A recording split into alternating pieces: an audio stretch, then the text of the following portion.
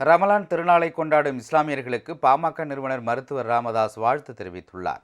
உலகில் அமைதி, வளம், மகிழ்ச்சி, கல்வி, நல்லிணக்கம், சகிப்புத்தன்மை, சகோதரத்துவம் ஆகியவை பெருகுவதற்காக பாடுபடுவதற்கு இந்த நன்னாளில் அனைவரும் உறுதியேற்போம் என்று பாமக தலைவர் அன்புமணி ராமதாஸ் கூறியுள்ளார்.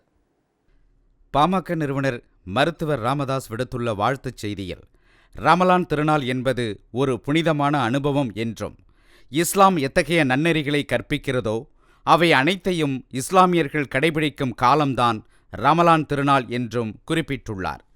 இஸ்லாம் கற்பிக்கும் நன்னெறிகளில் முதன்மையானது மதுவை விலக்குதல் என்று கூறியுள்ள அவர், மது அருந்துவதும் மதுவை உற்பத்தி செய்து விற்பதும் சாத்தானின் செயல்கள் என்று நன்னெறி நூலான திருக்குரான் கூறுவதை குறிப்பிட்டுள்ளார். ஈகை திருநாளின் நோக்கம் என்பது அனைவரும் மகிழ்ச்சியாக இருக்க வேண்டும், நிம்மதியாக வாழ வேண்டும் என்பதுதான். இஸ்லாம் மார்க்கமும் இதைத்தான் உணர்த்துகிறது. ஆனால் இந்த எண்ணங்களுக்கு மாறாக மது என்ற சாத்தானின் ஆதிக்கம்தான் தமிழ்நாட்டில் தலைவிரித்தாடுகிறது. மது அரக்கனை ஒழிக்கும் நாளில்தான் தமிழ்நாடு புனிதம் பெறும். அந்த எதிர்பார்ப்பு நிறைவேற வேண்டும்.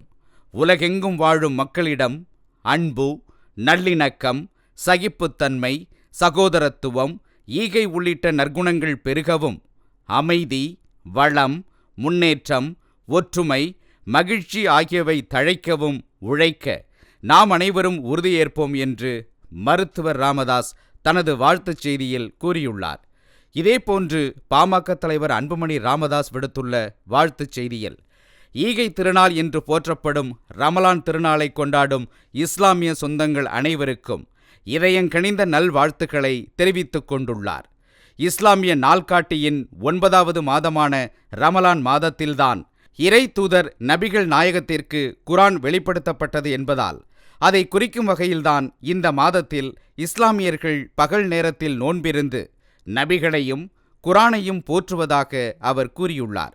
இஸ்லாத்தின் புனிதமான 5 கடமைகளில் முக்கியமானது ரமலான் மாதம் முழுவதும் சூரியன் உதயம் முதல் மறைவு வரை மேற்கொள்ளப்படும் நோன்பாகும். இது பற்றி இறைவன் அவரது திருமறையில், மனித வாழ்க்கையில் அகமும் புறமும் தூய்மையடைய ஒரு பயிற்சிதான் நோன்பு என்று குறிப்பிடுகிறார். அகமும் புறமும் தூய்மையடைந்து விட்டால் மனிதர்கள் மகான்களாக மாறிவிடுவார்கள். உலகிற்கு பயனளிக்கக்கூடிய இத்தகைய மாற்றத்தை மனிதனிடம் ஏற்படுத்துவதுதான் ரமலான் திருநாளாகும். நோன்பு காலத்தில் மற்றவர்களுக்கு உதவுதல், காலையில் உட்கொள்ளும் உணவையும் மாலையில் நோன்பு திறந்ததும் உட்கொள்ளும் உணவையும் அனைவரும் பகிர்ந்து உண்ணுதல், மோதலில் ஈடுபடாமல் இருத்தல், தீயவற்றை பேசாதிருத்தல் ஆகியவற்றை நோன்பு காலத்தில் இஸ்லாமியர்கள் தவறாமல் கடைபிடிக்கின்றனர். அந்த வகையில் இஸ்லாமியர்களை உன்னதமாக்கும் திருநாளே ரமலான். இஸ்லாம் போதிக்கும் இந்த நற்குணங்கள் அனைத்தும் உலகமெங்கும் நிறைய வேண்டும்.